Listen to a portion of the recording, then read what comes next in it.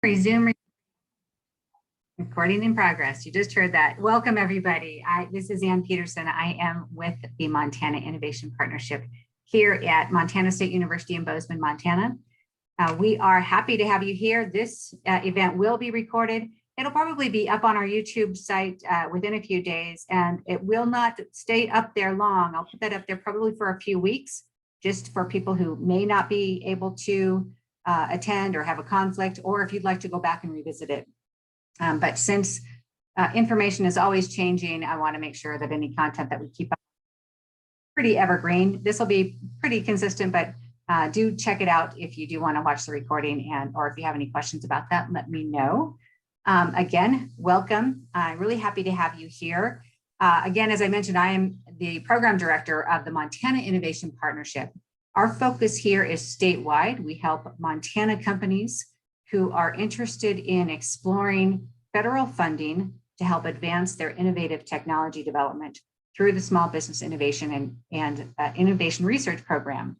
So that is really our core mission, but related to that is talking with people who have early stage technology. So intellectual property is really an important aspect of anybody who is starting a business, and especially anybody who has some type of technology, some type of information that they want to protect when they're starting their business or launching a new product. And really our goals for this meetup is one, to just help you kind of get a lay of the land of some of the intellectual property concerns that are relevant for you as you're developing a new product, launching a new business. Prepare you to learn about ways that you can communicate about your technology without divulging it, without disclosing it. So how do you get those partners? How do you discuss this and still protect it? And then also all of this type of information helps you to really understand your market better, understand the competitive landscape better, understand the needs of your potential customers better as well. So I really want to make sure that you're getting a good sense of some of the things, why it's really important to be thinking about intellectual property when you're launching a business, bringing a new product to market. And with that, I'm going to transfer this right over to Paul Ditmyer. I'm so pleased to have him join us today. Paul is an intellectual property and patent attorney, and been kind of waiting to have this for over a year, a chance to do a little bit of a webinar with Paul. Paul does have offices here in Bozeman, but so serving folks here in Montana and across the nation as well. And with that, Paul, let me go ahead and let you give a little bit more about your background. Hello, everyone. Glad to be here. Appreciate you guys participating. So as Ann mentioned, I'm a patent and trademark attorney. So I specialize in helping clients, independent inventors, startups, all the way to Fortune 50 companies protect their intellectual property, and specifically patents and trademarks. So I represent clients before the government. So I exclusively deal with the federal government. And so in doing that, we started focusing, I founded Collaborative IP because we wanted to focus on helping startups particularly. Certainly it's nice to have big clients like Apple and Samsung, but it's also very rewarding to help startup companies where, you know, the funding isn't, you know, unlimited, and you're trying to, you know, possibly bootstrap, you know, some expenses and things. So we're trying to help startups with their intellectual property, which can, you know, it can be a little expensive. Patent law is not inexpensive. So with that, we want to talk about what intellectual property is, right? So you have real property, which is defined by, you know, property lines. And if you've ever looked at the title for your if you have a home or any other property, there's some data in there that explains or details where your property begins and ends, lot lines, all these things. Well, intellectual property is a product of your intellect, right? And so it's something you've created. And so the government grants some rights to those, and there are boundaries to it, right? And they give you a limited monopoly. And the reason for that, of course, is to encourage innovation and to encourage creativity, right? Because otherwise, people might want to keep everything to themselves. So when you get a patent, for example, and we'll get into this later, the government gives you a limited monopoly. So your monopoly only lasts a certain number of years, let's say 20 years for a utility patent. After that 20 years, you're donating your patent to the public. You're donating your invention. So that's the give and take. You get 20 years as a monopoly, but then you're donating it. And let's face it, a lot of technology, might not even have a 20-year life cycle. So sometimes your time is up. You've had a monopoly for the entire existence of the technology, and then the sector has moved on and moved past you, right? From a landline phone to a mobile phone to a smartphone, as an example. So the types of intellectual property we're going to talk about are patents, trademarks, copyrights, and then trade secrets. Each has some nuances. So patents are for inventions. They are, a lot of people use the word ideas, but it's more than that. You have to actually reduce it to practice. You have to have an embodiment of the idea. You don't have to make it. You don't have to make the prototype. You don't have to build it or have an example. It's good if you do, but it's not required to get a patent. So if you invent something and you have this idea and you say, I think we can, do this, make this widget, you actually have to have an embodiment of it, and then we can file a patent application. So there's different types of patent applications. There's utilities, design, and plant patents. The most common is the utility patent. I mentioned it protects you from 20 years from the filing date. It covers different processes, machines, articles, devices, compositions, software. Particularly in the patent world, we refer to software as computer implemented inventions. And that's because it cannot be an abstract idea or something that you could process in your mind or your head. You have to be able to implement it with a computer and some hardware. So design patents, they protect ornamental features.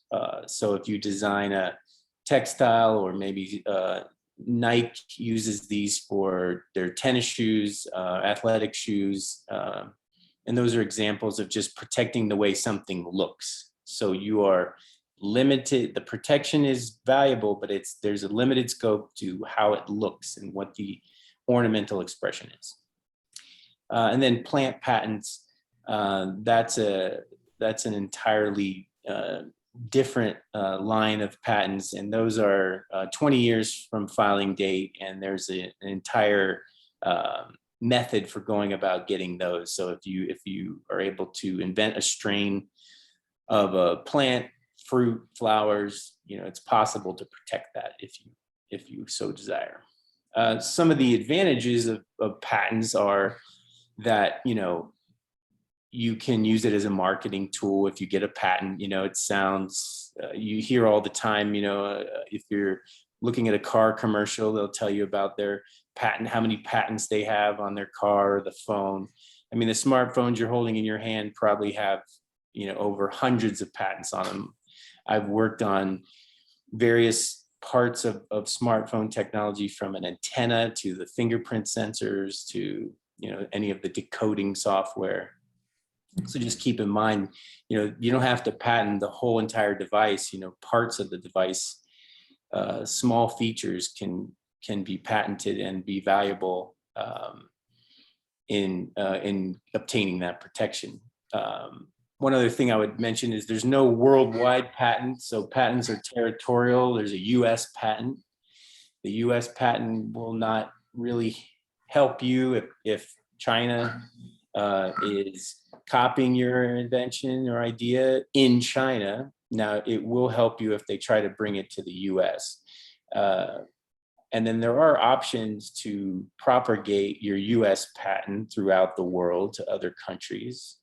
There's a patent cooperation treaty, and so on. Of course, this all gets very expensive when you start going overseas relative to the US process, because the US, obviously being one of the biggest economies, and the costs for patent protection are relatively inexpensive when you consider you're getting a 20-year monopoly in the United States economy. So those are some of the advantages. And these are some notes here on this slide that it is a race to the patent office. Patent laws changed. The US was a sort of a holdout internationally. Other countries all used first to file, and the US used to be first to invent, but that was changed about 10 years ago. And now it is a race. So it's urgent to get there first, right? I think most innovators understand that, but you want to have your innovation developed enough that we can file a patent and it be more than just an idea. A quicker way to hold your place in line or to win that race to the patent office is to file a provisional application. It doesn't have all the formalities. We don't need a patent drafts person. We don't have to write the legal claims, which is a very critical part of the application. So you can get patent pending. You see this often on products or new innovation. It'll refer to it as patent pending. In your pitch decks, if you're pitching investors, patent pending is a valuable status. That's an important thing to note. I guess I wanted to touch on that real quick, Paul, for folks. First, I do want, sorry to a little bit of administrative. I want to make sure that people can actually see, Andrew, sorry, you're first up there. Can you see the chat when you're logged in? Yeah, I can. Perfect. Okay, great. So everybody feel free to open up the chat. If you have questions during this webinar, go ahead and post them there, or raise your hand, say, hey, Ann, I have a question via chat. And I'll say, hey, go ahead and unmute, Greg or Dave have a question. So when we're talking about intellectual property, folks, Paul just touched on something about it's attractive to investors that when they're investing, that there's some way that you've protected really the base of your business model, that the technology that maybe you're building your business on. So this is that's another little check mark of why would this be an important thing to be thinking about as you're, developing this early stage technology. Another question, a question that I had, Paul, when we were talking about, and this is I have control, I can go back, utility versus design. So tell me, like, if someone has like a manufacturing, like they have a widget that everybody could see, would they get a utility or design or both? What type of patent would they? Something where there's no trade secret, because once it's out there, everybody can see how it's built, how it's made. Right, and so most mechanical and electromechanical inventions are that way, right? If you invent a new toothbrush, let's say a few years ago, these rotating head toothbrushes came out, and there was a valuable patent on those. Everybody can see it, engineers can see it, they can reverse engineer it, they can make it, right? Utility patent is the most common and the most valuable, because you're not protecting just the appearance of it, the way it looks, you're protecting how it works, right? Okay. How it's functioning. So utility is almost always a better option. Design, when, again, I mentioned athletic shoes for Adidas and Nike, they get design patents sometimes on their shoes because they didn't innovate how it works better. Now, if they do that, they can do that too. If they have some new air spring system, then they may get a utility patent. But if it's just the design and the way it looks, then they go with the design patent. So gotcha. Cool. Thank you. And then I will add to what you were saying about for investors, we like to refer to the IP or the patents as collateral or an asset. It's an asset of your business, and sometimes the most valuable asset, of your company. And so that is attractive to investors because when someone risks their money and giving it to you, and there's an asset there, there's an intellectual property that they can focus on and say, okay, well, even if everything goes bad and nothing happens, there's still some intellectual property, right? So there's still a way to monetize this, even if it means selling the intellectual property or so on. So it mitigates risks for investors, and so it is attractive to them. I've seen numbers before with in pitch competitions where people refer to this sort of $1 million number, and I'm not sure where that number came from, but I didn't see the study.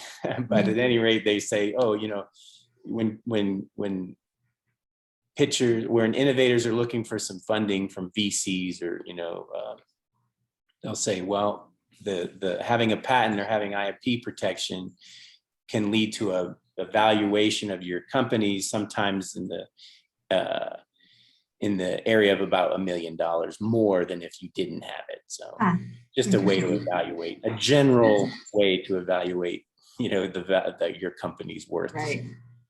And it also reaffirms too that there's a certain amount of staving off the competitive landscape. They can also do something differently that's still competitive, but you can try to, reduce the barrier of entry to other people if you have some protection on your IP. Barriers to competition are good. Yeah. So we'll touch on a couple of other types of intellectual property that are really important for folks. And this is really regardless of whether or not you have technology or you're opening up a coffee shop, trademarks and others. Go ahead.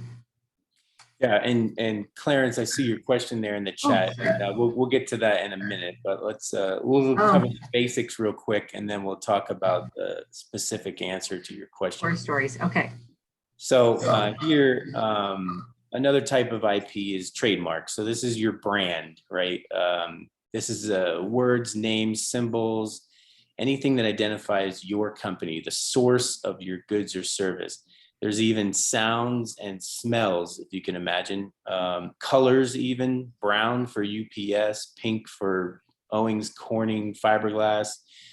So it's really, there's no limit on what could be used as a trademark. It just has to, when customers and people see it, they have to think about the source. Where is this coming from, right? Trademark rights, unlike patent rights, you can get trademark rights by just using your mark in commerce. They begin immediately when you start using them. The benefits of registering it with the trademark office are you're the presumed senior user throughout the United States. So there's definitely advantages to registering your trademarks. Many businesses, they just operate without ever registering a trademark, and sometimes it's fine if you wake up one morning and there's a competitor with a name very similar to yours working in your city or state and starting a new business. That's when the alarms sound and you start to think, wow, I should have been paying attention to trademarks. So it's one of those things that it gets forgotten a little bit to try to protect that and police that.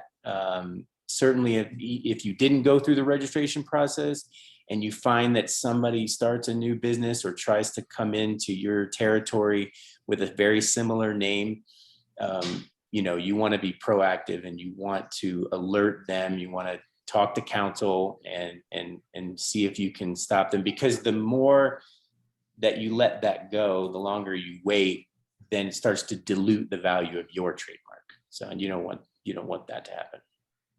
I have a really good story, guys. So just to emphasize this, my brother was an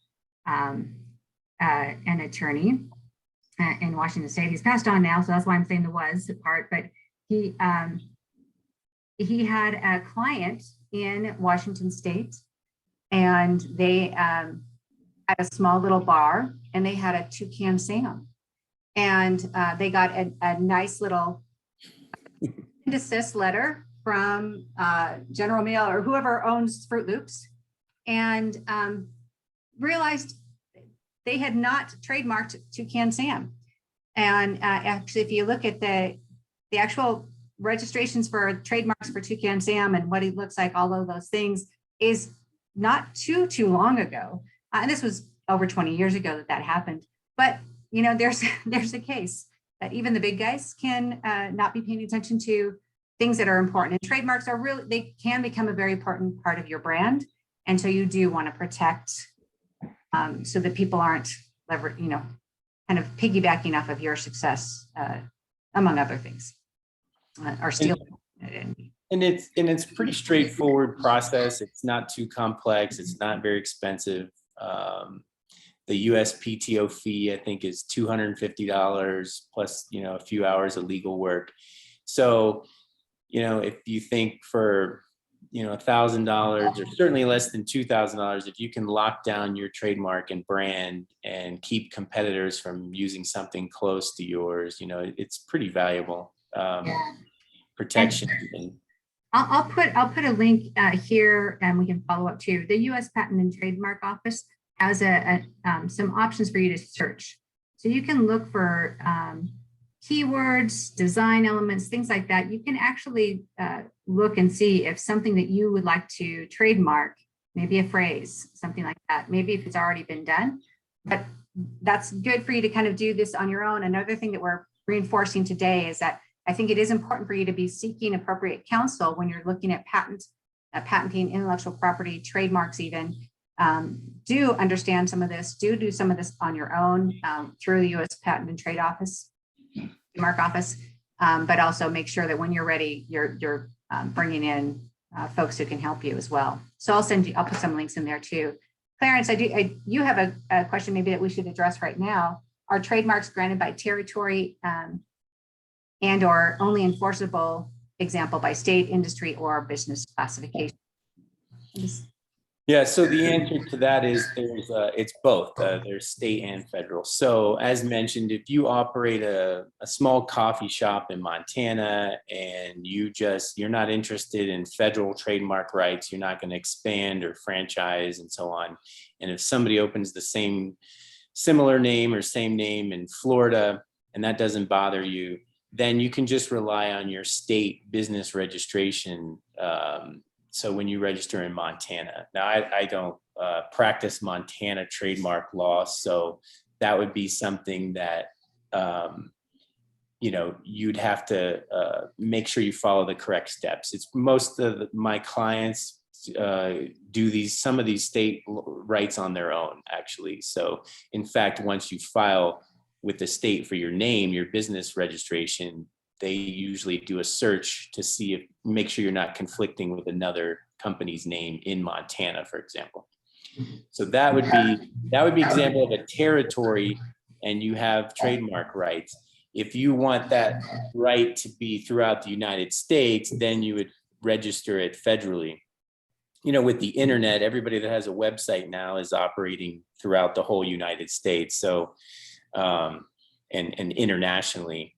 And so it's a good idea to get the federal registration. And then to answer the part about business classification or industry, yeah, there's a field of use. So you'll see some trademarks that there's a company that does legal publications, and they're known as Lexus, right? And they have a trademark on Lexus. And of course, everybody's familiar with the Lexus automobile brand. And those companies exist together. It's not confusing to anyone. Their names are, in the legal field, everybody understands what Lexus is. And in the automobile industry, everybody knows that Lexus is not related to the legal publication. So it can be enforceable. Now, having said that, somebody like McDonald's, for instance, and Ann's example with Toucan Sam, I mean, Fruit Loops going after a bar in Washington, it seems kind of silly at first, right? Because who's going to confuse those? You didn't walk into that bar thinking General Mills is going to be serving me, breakfast but the bigger the trademark and the more valuable the trademark, like McDonald's, if you try to use the word McDonald's, it doesn't matter what field, industry, business, you try to use it in, they're going to come after you because they're big and the trademark's valuable, and they're going to try to police that, and they have more money than most of us do. So it's not a fight you want to get into. So I have clients come to me and they say, hey, I got this trademark, and it's there's a scale between unique and all the way down to generic, or what a step up from generic is descriptive, right? You can't get a trademark on, cleaning solutions or milk or something like this. You want to have something clever. You want it to be distinct. You want it to be, it just makes the whole process easier, So there's certain fights you just don't want to get into. And so it's just easier if Yahoo and Google and these kind of inventive words, they're very easy to trademark and protect your brand with. So. And Ed, I see your question, and we will get to that soon here about SBIR. Oh yeah, we're going to get to SBIR. So we'll touch on copyrights for a minute here. Yeah.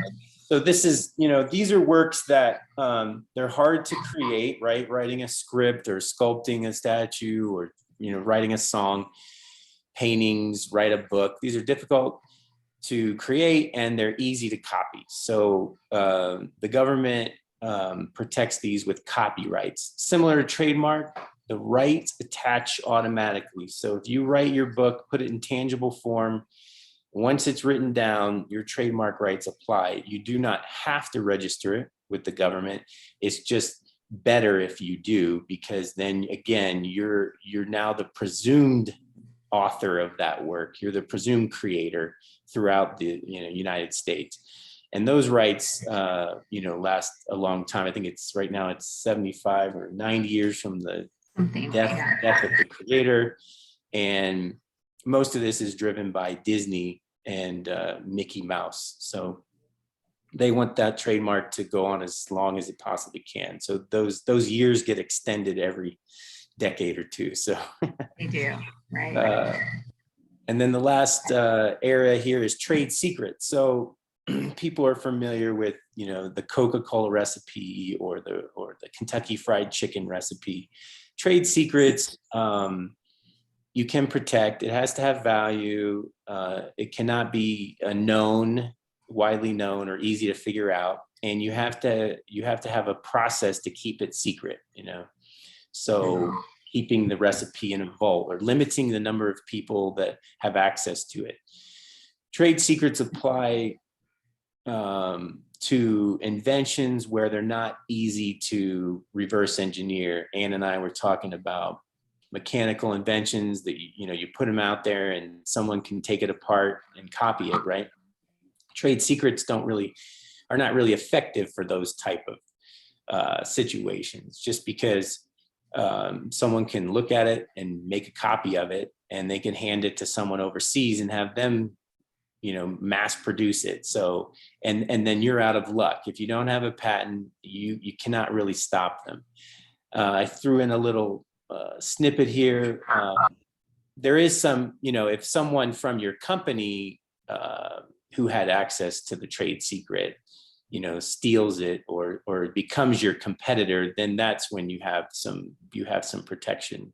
And that's when your trade secrets become valuable. And it's certainly, again, going back to the Coca-Cola or Kentucky Fried Chicken, these have sort of taken on a life of its own. It's this great legend that, nobody can figure out the recipe for Coca-Cola.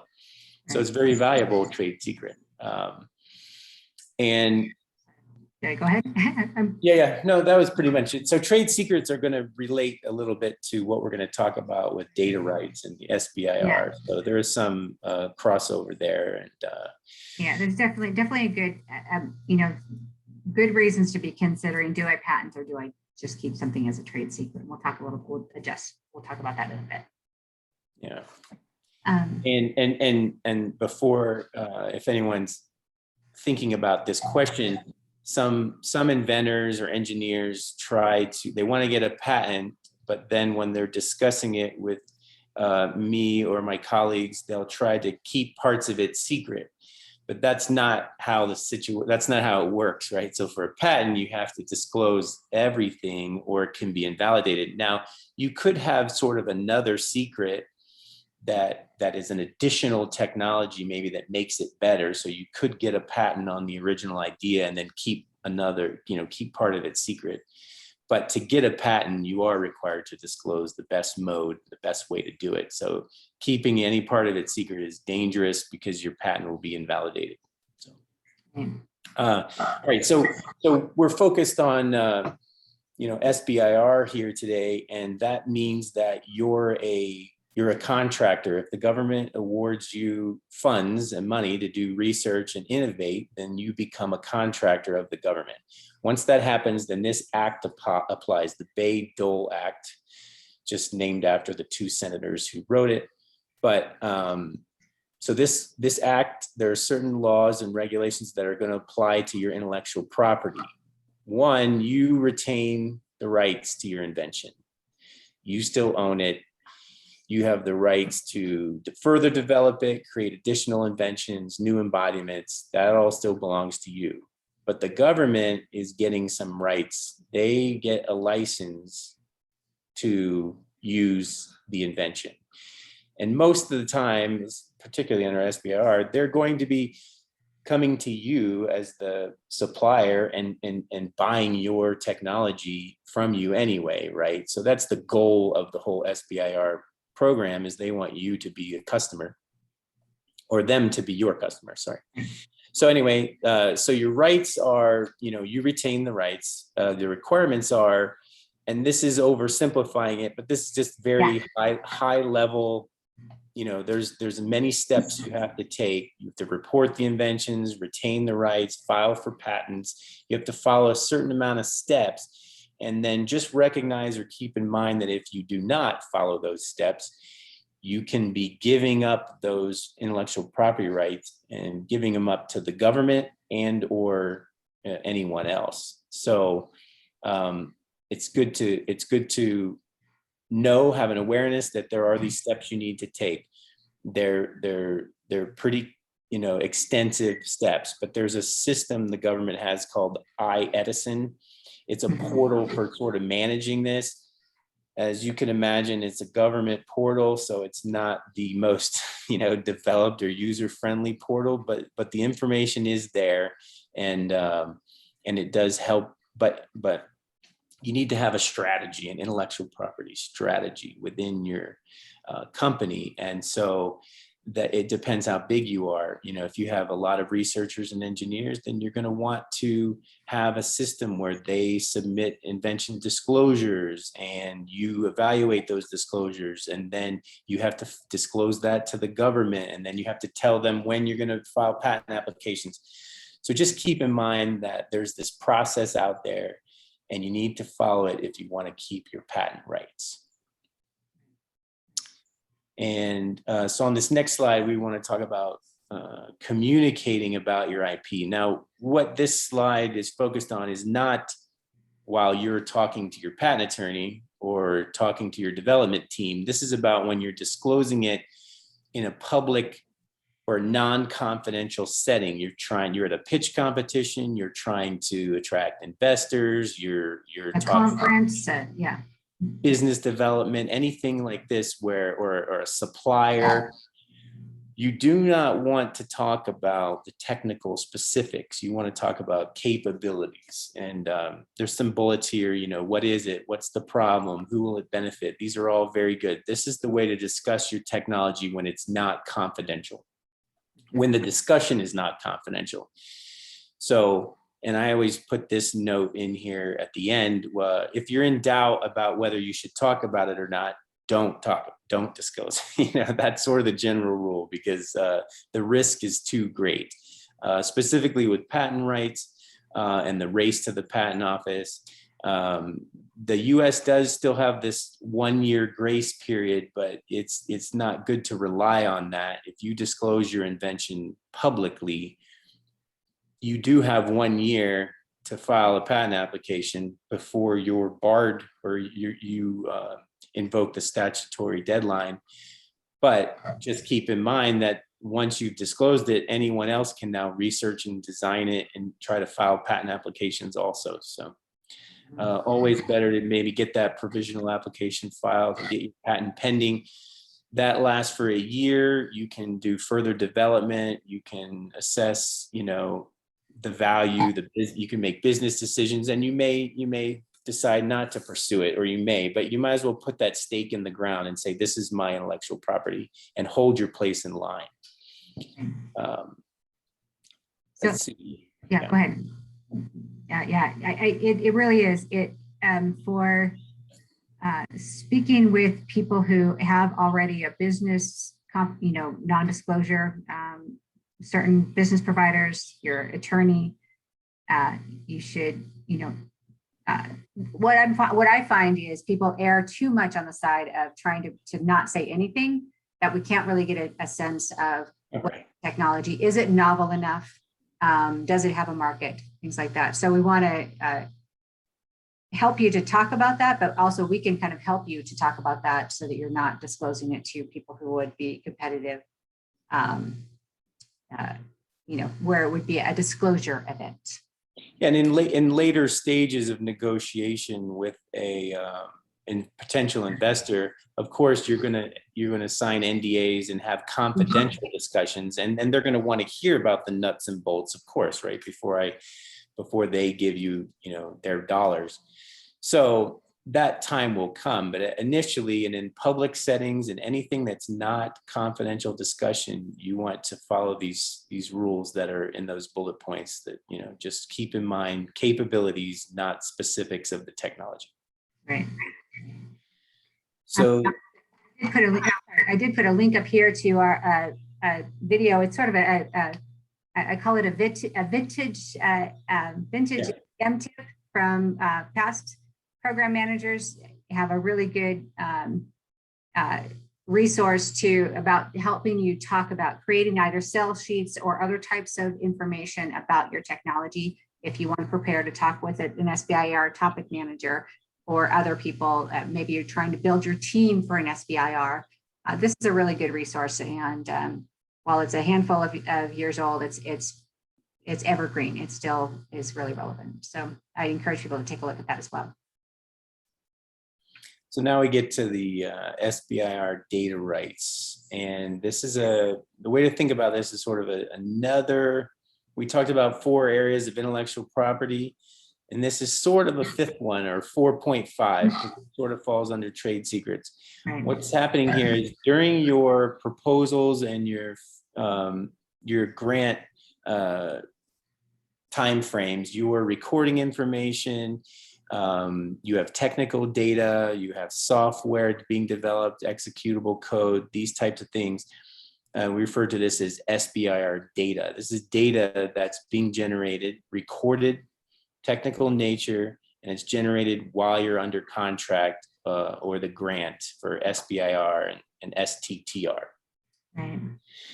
And another level of that is that you do need to make sure that you're marking it. If it's not marked, if you don't tell the government that this is data that we are claiming protection under, it's a non-disclosure protection like trade secrets. Patents are full disclosure. Trade secrets and SBIR data rights are a form of, something that you want to protect with non-disclosure. And we'll talk about what the government does too, but I'll show you a little bit about marking this, how you do that. But it is recorded information of a technical nature created under an SBIR contract or grant and appropriately marked. Paul, what I'd like to do is talk about this, but then I think it might be a good time to talk about Ed's question when, now that we've kind of introduced what are SBIR data rights, and then look at his question about I didn't, provisional patent, I didn't patent fully beforehand. How do I address that? Yeah, this is a good time to mention, if I didn't already, that, this is, of course, is not legal advice, right? This is information to create awareness for IP use. So anything we discuss here, of course, is not considered legal advice. So with that in mind, to answer your question, it all depends, right? So generally, to answer your question, that you would have to report it under the SBIR patent reporting requirements, and the government would have a claim.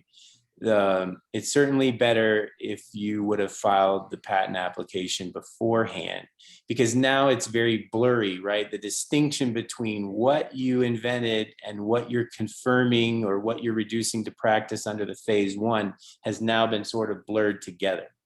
So you could take a chance and file that provisional, but you just would have to keep in mind that, you know, that's going to be an uphill battle on keeping those rights from the government. You're liable to run into some issues there, and, you know, you could affect, you know, some future funding and things like that. So better to do it ahead of time.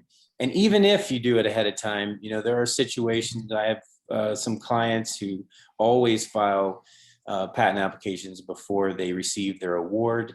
A patent application is considered a constructive reduction to practice. You haven't built it or made it, but you filed a patent application that describes it well enough so that anyone can make it.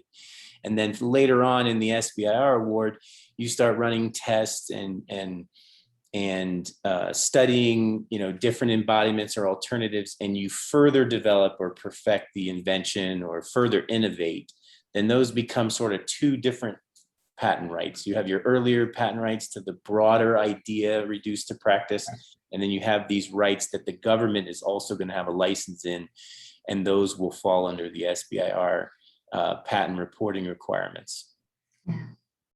And so I know that was high level there, but I think good. I'm not sure where you're based at, Ed, but feel free to reach out to. We can connect you, and Paul's information is on here too. But these are important things. So this is where, while we're touching on this, we definitely want to give you guys things to be thinking about, not scare you away, but actually enlighten you on things to be aware of, and knowing that there are services out there available. The government does what SBIR, we defined what SBIR data is, kind of a type of trade secret. But SBIR data rights, if you develop intellectual property under a grant or contract through the SBIR or STTR programs, they are the same. So people here, I'm hoping people in the audience here, if because I was marketing to folks who are interested in SBIR or STTR, they are the two sister programs for innovation research funding from the federal government, seed funding for small businesses. STTR means that a small business technology transfer, you're working in collaboration for sure with a research institution, a university or a federal lab, for example, trying to transfer technology out of those organizations. But the rights are the same. So I'll just say SBIR data rights. This is a form of non-disclosure.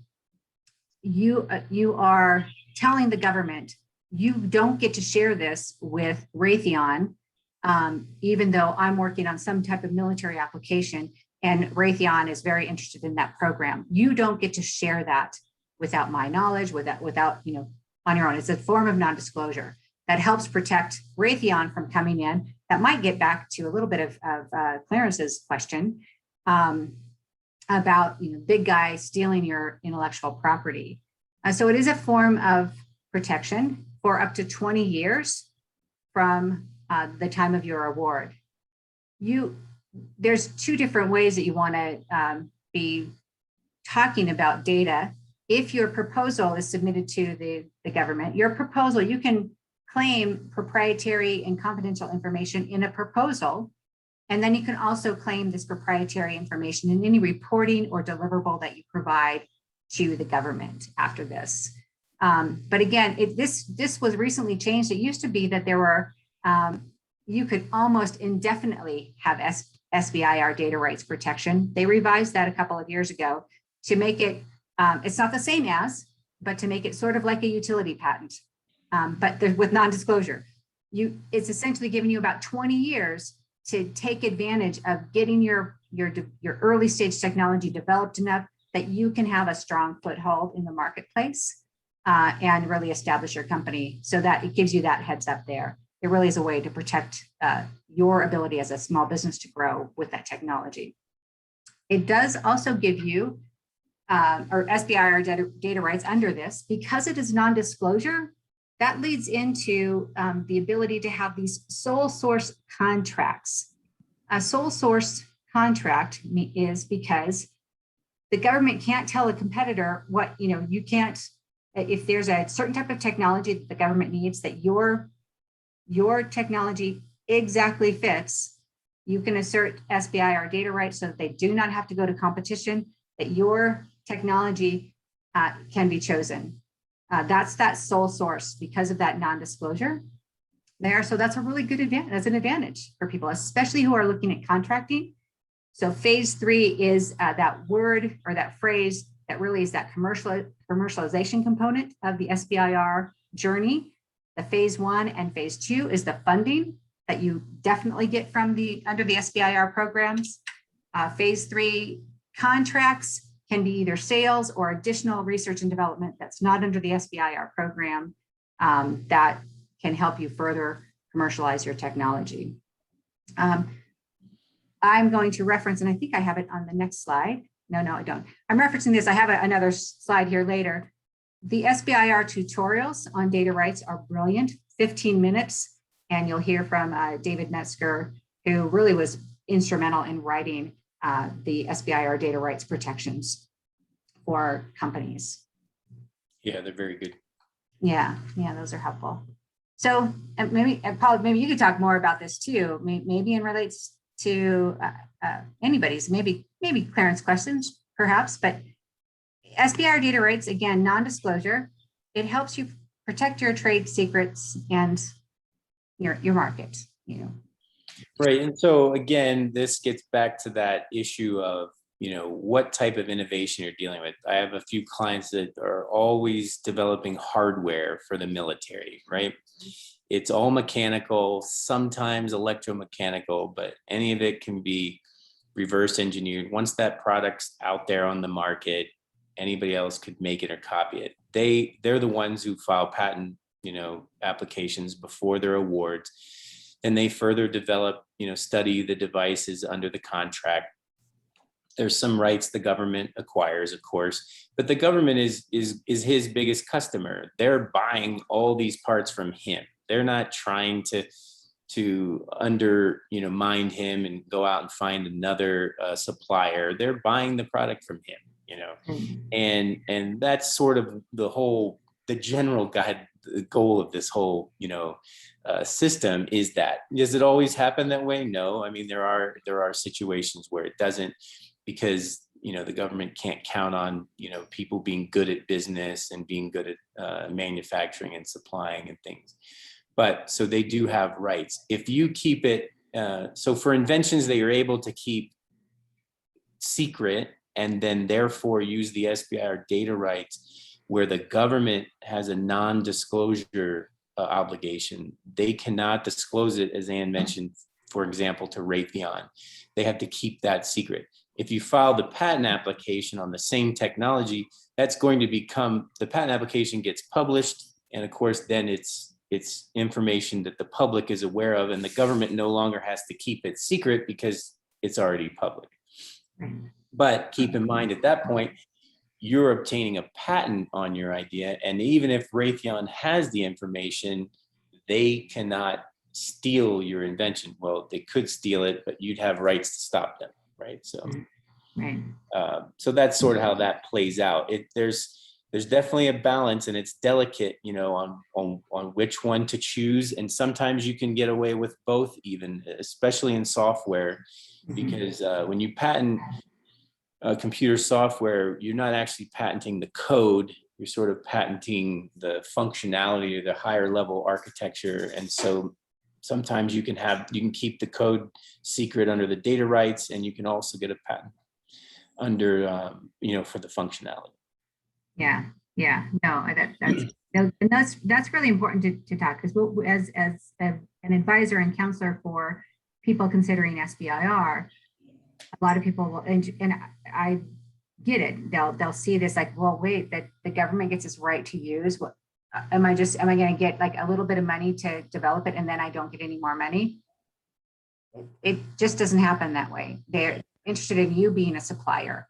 It's a small business innovation research program to develop the capabilities that technologies that our nation needs, whether it's a societal benefit or mission, NASA DoD, for example. But they're really interested in finding those people who, they're not in the business of manufacturing. They're in the business of military or space flight. They would like to have the manufacturers, the developers to produce those things for them. So that is not something you should be overly concerned about, but you should be concerned about making sure that you're protecting your IP and knowing how to protect it. Work with the data rights if you receive an award. And Paul, can you address, and it probably is not even for SBIR, it's for any type of work really. How about working with contractors on things? How would you suggest people, they have a project, but they need some help.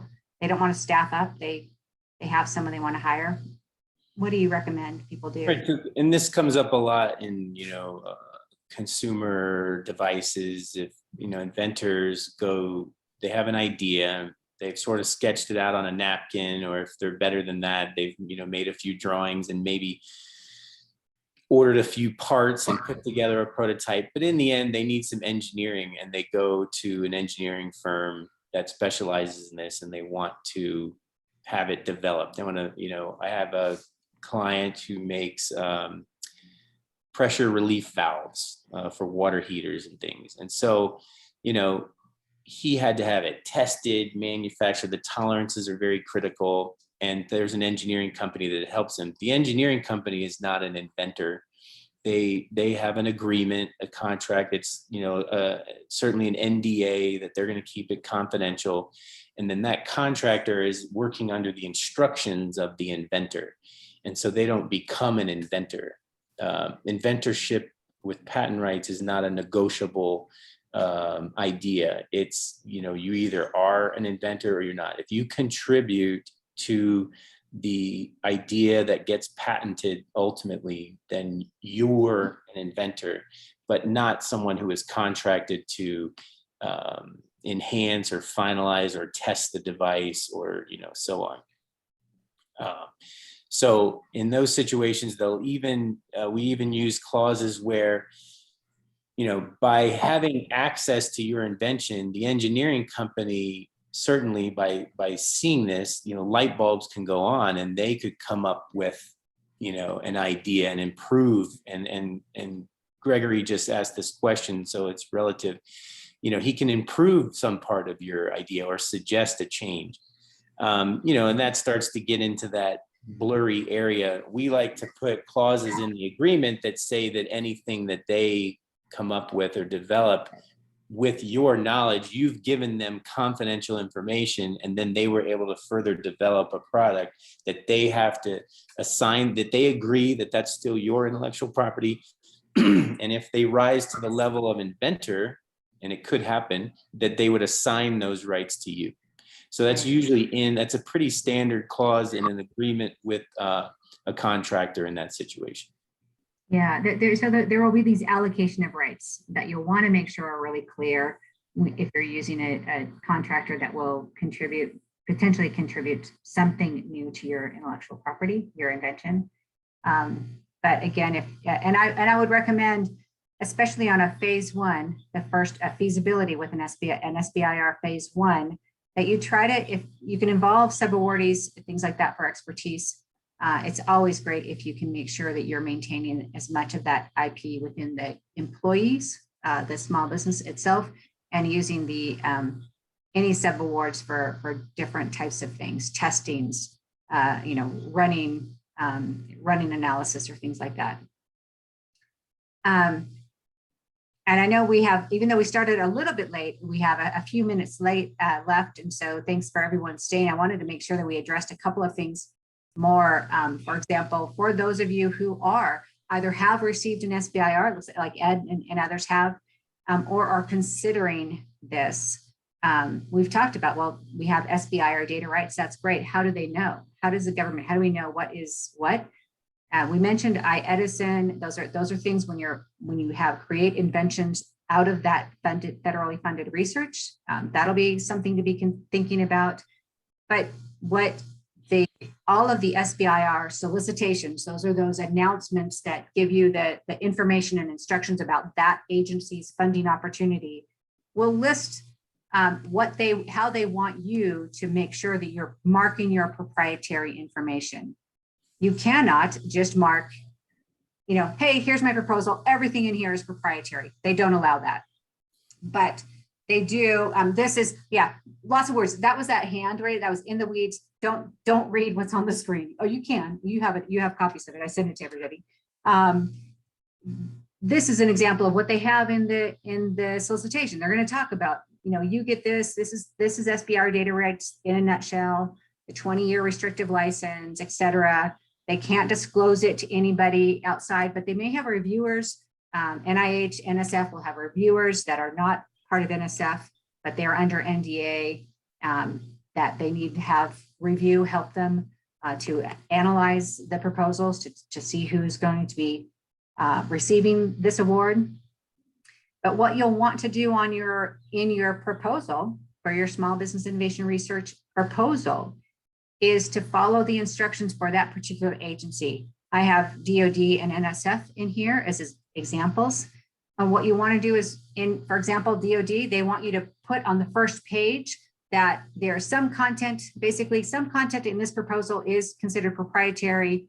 And then on the particular page or pages of your technical proposal, and that's typically where you'll want that proprietary information is going to be, your technical proposal, which includes the R&D plan, your innovation and your commercialization strategy. Those may have proprietary information. Then you'll mark at the bottom of that with the legend, and then you'll highlight somehow, either with a bar or some other method, the actual content on that particular page that you want officially bound by non-disclosure. Anything that is not marked is considered fair game. So keep that in mind. But again, you can't mark everything as proprietary. Make sure that you're doing that. Paying attention to what you want to keep proprietary in there. When you deliver reports, when you deliver deliverables based on like phase 2 work and your phase 1 reports, you'll want to also include anything if there is proprietary information in that is SBIR data, technical data that's created under this SBIR and recorded that you want. And again, the expiration of the data rights, that's that 20-year period. So from that first award. Here's an NSF example again. NSF has a very small legend. It's the following is proprietary confidential that my company requests, ABC company not be released to persons outside the government. So, and then you maybe a star or asterisk or put some identifying mark around the content, those words that you don't want shared. Does that make sense? Paul, do you have anything to add on that? Yeah, from the legal side, of course, we like to mark more than less. So, yeah. But Anne's right. You can't mark it all. So your resumes and biographies and things of that nature certainly do not need to be marked. But anytime you're talking about your innovation, any data, testing data, any type of software architecture, anything, you want to make sure you mark as much as possible. And that is typically in the technical proposal component of each agency calls that differently, but that's you don't want it in your abstract. You typically don't want any kind of summary or specific aims, for example, but you do want to, in your research strategy, your statement of work, definitely make sure that you're marking your proprietary information. This was just a picture of the Bayh-Dole, the iEdison portal, just for reference. No, it's there. Yeah, no, it's there. Here are some additional resources. Again, I sent everybody a slide deck. I'll make sure that if there any last minute folks, if you've registered at the last minute, I'll make sure that I get these over to you as well, copies of these slides. But any final questions? Paul, I really appreciate your time here. We put off one question from Clarence. Okay. He wanted to ask horror story. So let's end with horror stories. That's great. There's certainly a lot of that going around, and there's been some innovative ways to address these things. But larger companies, stealing IP, it's going to happen. If you're making something valuable and it's valuable to them, they're going to try to compete with you, possibly, copy your idea. And it's difficult, right? Because they have big budgets and maybe you don't. So, but the little guy, the US legal system tries to protect the little guy as much as possible. This question asks about the USPTO, the PTAB, that's the Patent Trial and Appeal Board. And so there's a type of litigation that goes on there where they're going to reevaluate your patent. So let's say you obtain this patent, you're happy, business is good, everything's going well, and then and there's a presumption of validity, and then down the road somebody files an appeal, a process to reevaluate your patent at the patent office, and they say we have information saying that this patent shouldn't have been granted in the first place, and they try to invalidate patents from competitors. I mean, this process exists. It's very time consuming, and the hurdles are very difficult, but certainly big companies with big budgets and big law firms, can throw all kinds of effort at it and see where they get. So yes, there are horror stories, and it does happen. But on that note, there are little guys. I mean, the little guys who shut down BlackBerry's system, everybody remembers, how prolific BlackBerry devices were. Everybody in the government and everybody in education, everybody had one, and they were getting emails to their phone, and it was amazing. And then they're gone. They've disappeared, right? Because a little guy took them down, So, it does happen both ways.